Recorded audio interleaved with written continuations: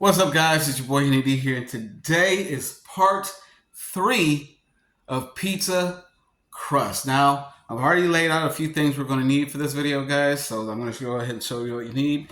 Now, I have a pizza stone. If you don't know what it is, it's one of these right here. What you do with this is you put it in the oven, you get it real hot, and that's what's going to help the pizza become crispy. Now, if you don't have one, don't worry. You can always use something else. But for the best pizza, you're going to want a pizza stone. The other thing, guys, we have here is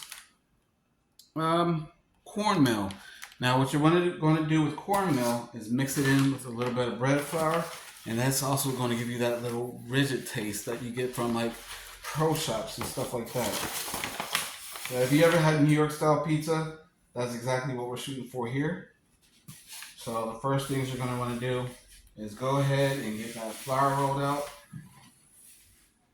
So that way nothing gets sticky. Let me bring you guys closer.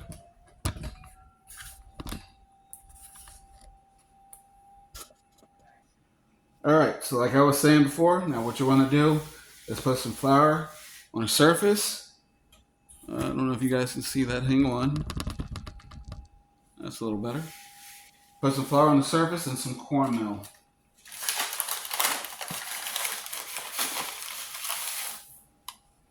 Go ahead and spread that out. And the next thing you're going to want to do, because your dough that we already have prepared, dough, and we're going to work it out, guys. We're going to work it and stretch it out until it looks exactly how we want it to. Now, I've seen some tricks on YouTube and stuff like that. I haven't exactly gotten it right myself, but you know, with practice, like with anything else, it will get better. So we're going to keep on trying to stretch that out.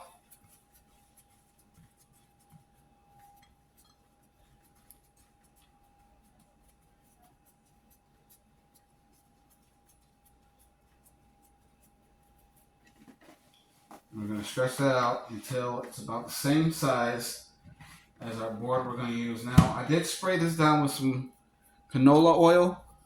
Now, I think that's what you should do so it doesn't stick. The cornmeal will also help it so it doesn't stick. The canola oil will actually help add a little bit of flavor too.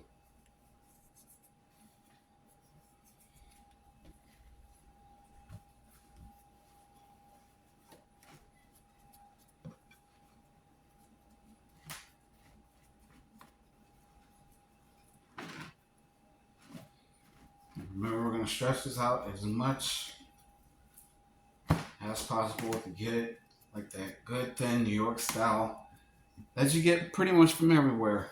This is now something you can make at home, and you can be proud of it yourself. Stretch that out.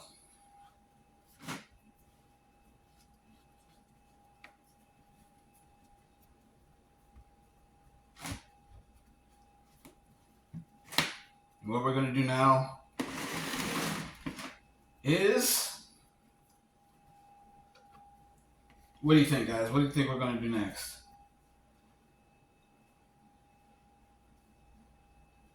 We're going to go ahead and do the sauce next. So let's get into that. All right, guys, so now we're going to talk about the sauce. The sauce I chose for this one is Prego pizza sauce, pizzeria style. And this is going to get us the best, closest taste that we can to what we would get to New York style pizza. Now, the next video, I think I'm going to go ahead and make some pizza sauce, but for this one, we're going to go ahead and use Prego. All right, guys, so what you did not see was I went ahead and put a little bit of butter and garlic down here on the bread, on the crust. Now we're going to add a little bit of sauce.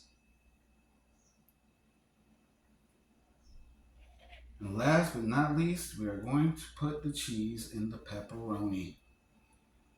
Now, you want a flat spoon. Now, I do not have a flat spoon, so you can just use any spoon you have available to you and just try to make it as thin as you can on that sauce. So that way it's evenly distributed on all the pizza. Now the next thing we're going to do, obviously, is we're going to do cheese. So this is half and half cheddar, half, let me look at the pack instead of trying to guess. Half mozzarella blend. Now they do have pizza blend at Walmart or Publix or whatever stores you guys got near you. And the next thing you're going to do is just eat that pizza. Nice. Be spread out with the cheese. We want it to look as professional as we possibly can while we are at home, guys. So when you serve your family, your friends, your neighbors, they will see a professional looking pizza, or as close as you can possibly get to it. Anyway, guys, we're going to go ahead and put this in the oven. We're going to leave it in the oven for about 20 to 30 minutes. We're going to show you what it looks like after facts, and we're going to let you know exactly how it tastes. All right, guys, before we go ahead and put this in the oven, we went ahead and got everything on there, the pepperonis, the cheese, the sauce, everything. Few pro tips that will help anybody. Now, the first thing you're going to want to do is make sure that oven is at least at 500 degrees. And this will help it also be crispy and exactly how you guys want it. Anyway, guys, we'll be back when that process is done. All right, guys, it's good and piping hot out of the oven. A few things I forget to mention earlier is I had a few air pockets in there, like you can see some of the pockets, but I know why. So next time I'm going to go ahead and put a fork in it and kind of help air out the pockets. So if yours is up that way, it's because of the air pockets. But all in all, let's go ahead and taste it and see what we came up with. Now, it's pretty thin. Let's give it a taste.